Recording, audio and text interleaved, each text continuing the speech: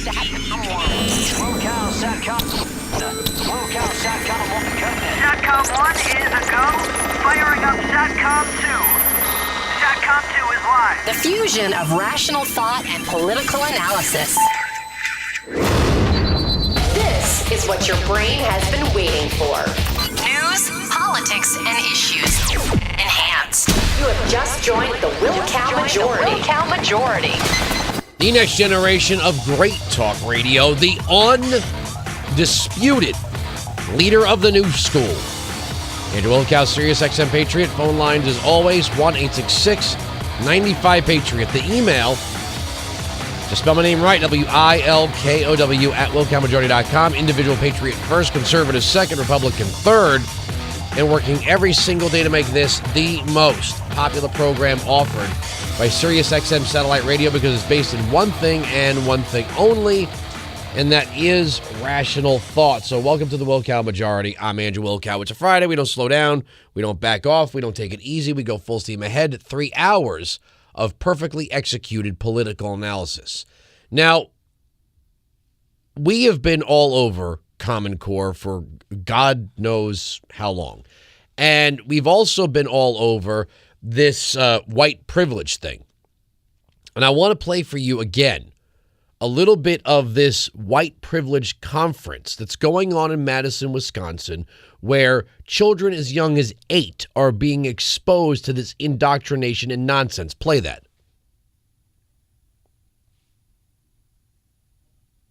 Do you remember that word that I used when we were talking about our previous role play, where it's sometimes hard, if you are this, to think about people who may not be so?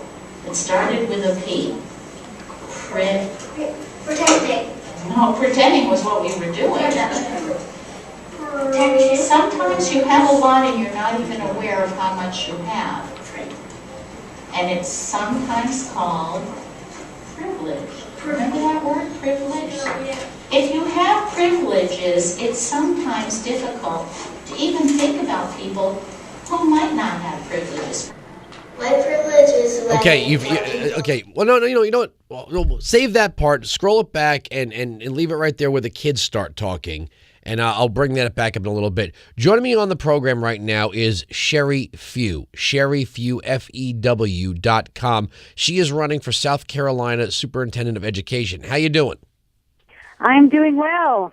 How are you? Well, we're following this along with Common Core, and it seems that now what you have with this indoctrination and all of this other stuff that's now being part of the education system, that it doesn't really matter if you learn to read or write, because you still may get a failing grade. You may have your grade point average and your future prospects affected by the fact that you failed white privilege class or something.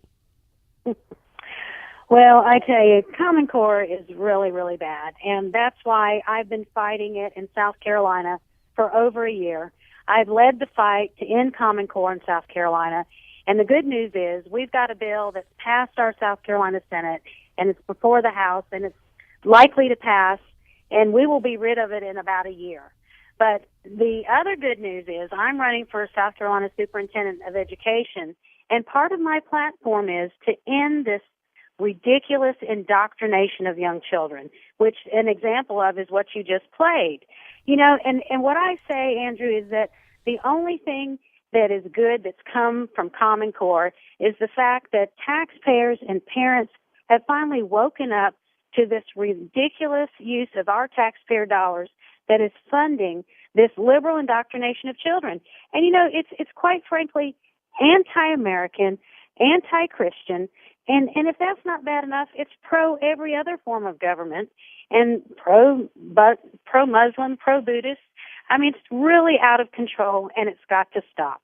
And that is the basis of my platform, not only to end Common Core, but to end the use of public dollars to fund this nonsense in the classroom. This is what I understand. You know, my wife and I have been looking at some of the Common Core math stuff because our daughter's 4, so she's going to start kindergarten a year and a half from now. And my wife is like, look, I'm not good at math, but this seems idiotic, some of these problems. I'm like, yeah, this idea that you're going to build the number 27 starting with a jumping off point, but it's not even algebraic. Like, what's the purpose of doing that? Instead of saying 21 plus 6 equals 27, you're supposed to build the number 27. I'm looking at some of these and I'm like, okay, but you're not even doing algebra. It's not like 21 plus x equals 27, and then you've got to find the number 6. It just makes no sense. It makes absolutely no sense. And parents are just pulling their hair out over this crazy math. You know, parents can't even help their children with their homework anymore. And I'm talking about parents that are CPAs and scientists and have engineering degrees. It is absolutely absurd and over the top. And parents are talking to us about their children that were formerly math scholars that now are struggling just to pass math. So everything is upside down, and that's why parents are, they're reaching out all across the country, and they're saying enough is enough. And, quite frankly, they are exiting the public school system, and Common Core is destroying public education. What about this? These revised lessons on the Constitution that we're seeing? I saw one of them that said the Second Amendment allows people to buy guns so long as they register them with the government and turn them back in when they're done at the range. Where the hell is this stuff coming from? Well, your guess is as good as mine. It is, and that's what I mean about it being anti-American. It is, I believe, an intentional agenda by the liberals that we know have been, running the post-secondary education institutions for some time. And they have become so blatant in their attempts to, indoctrinate children against the founding principles of this country. And if we don't put a stop to this, we are going to lose our very constitutional republic, because they are teaching children things that are blatantly false about our form of government. And we absolutely have to stop this. It's funny, in college you would hear professors say things like they would refer to the First Amendment as having a separation between church and state. And whether you believe that society is better without God in the public square, that's not in the First Amendment. Actually, there's a freedom of religion in the text of the First Amendment. But by the time you get to college, most of your professors are talking about the things that have been added in or believed to be there, or you'll rarely have a professor who will put the text of the First Amendment up and say, well, maybe I'm an atheist, but the Constitution says what it says. That we've taken this garbage now, we're now moving it down to elementary school. You're absolutely right. In fact, in the Common Core standards, in Appendix B, they touch on the First Amendment, and then they go right into modern authors, and they recommend that teachers talk about these modern authors' interpretation of the Constitution. And this modern author talks about the Founding Fathers and mentions the fact that they were racist and misogynist, and that's why the Constitution needs to be rewritten and revisited. So that's the kind of thing that they're teaching and recommending through the Common Core standards. So they're starting at very young ages, having our students, American students, doubt the validity and the founding documents, and teaching them as though their founding fathers were bad people. And that's what I mean when I talk about the curriculum content being anti-American. And then... Can I just jump in with you here? I'm not trying to cut you off, Sheri. I'll give you all the time you need. Sheri Few is joining us, F-E-W. Sheri Few is joining us. She's running for superintendent of education in South Carolina.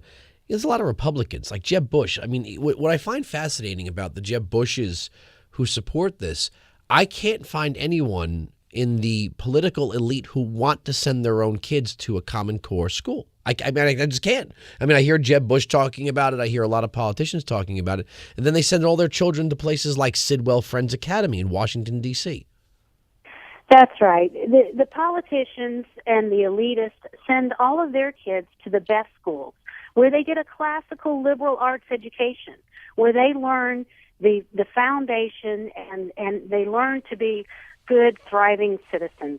And they want our children, the average citizens, they want all of their children to go to these schools where they are dumbed down and they're taught to just become a part of the workforce. That's what education has become for the average citizen. It's all about putting children into the workforce. And that's why we're losing the middle class, because, the elitists are at the top and the rest of the people are stuck in these low-paying jobs, and it's an attempt by the federal government to control the economy. They've turned our education system from an academic model into a workforce development model, and it's an attempt by the federal government to control the economy instead of allowing the free market to drive our economy.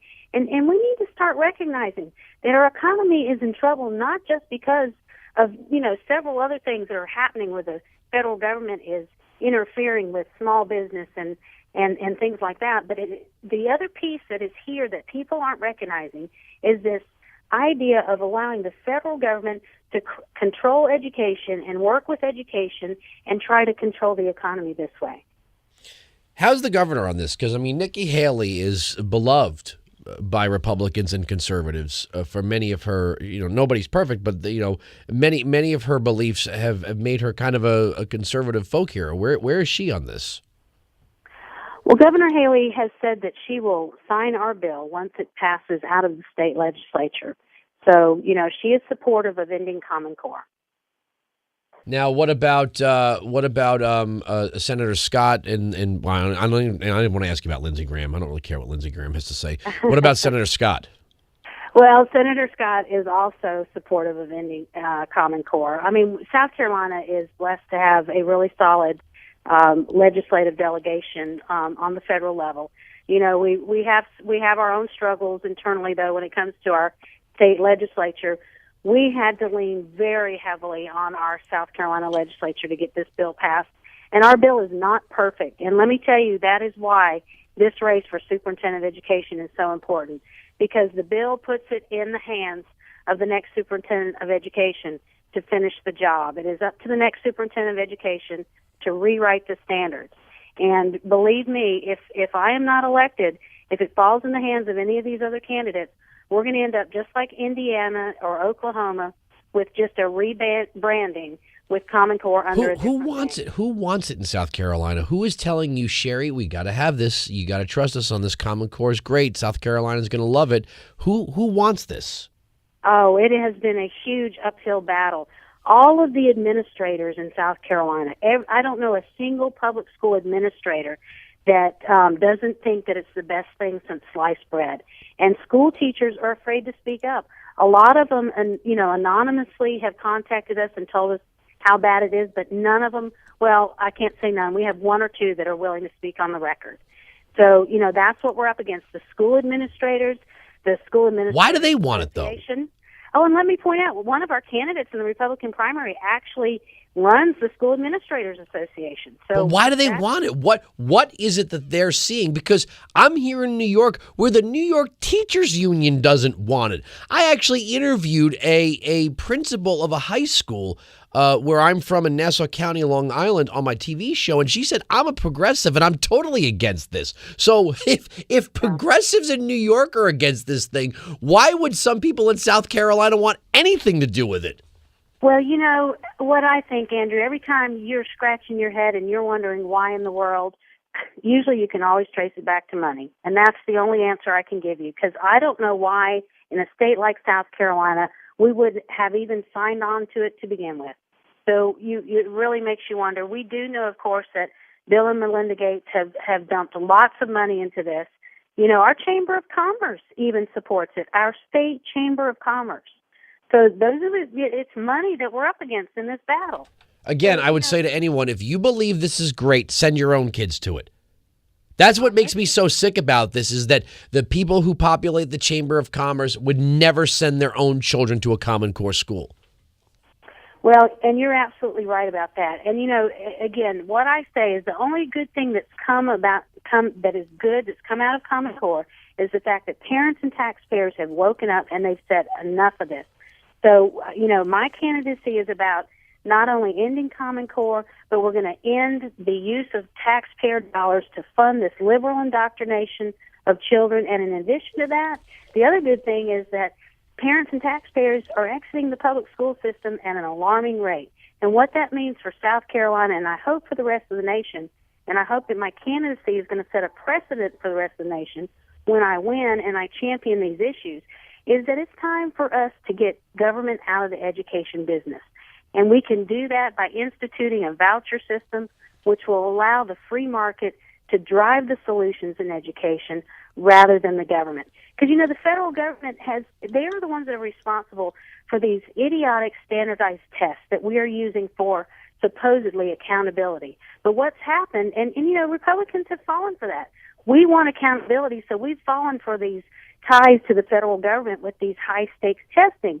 But what's happened in the classroom is the focus is on testing, and we're teaching to children instead of to test. So we know that that's a big part of the problem, too. So we've got to get government out of education, and that's going to happen when we institute a voucher system. And those are the two good things that have come from Common Core, is that parents have woken up, and they're going to reject this liberal indoctrination, and we're ready for a voucher system. All right, the website is Sheri, SHERIFEW, SheriFew.com. Thanks for joining us on the program. Thank you for having me, Andrew. All right, 1-866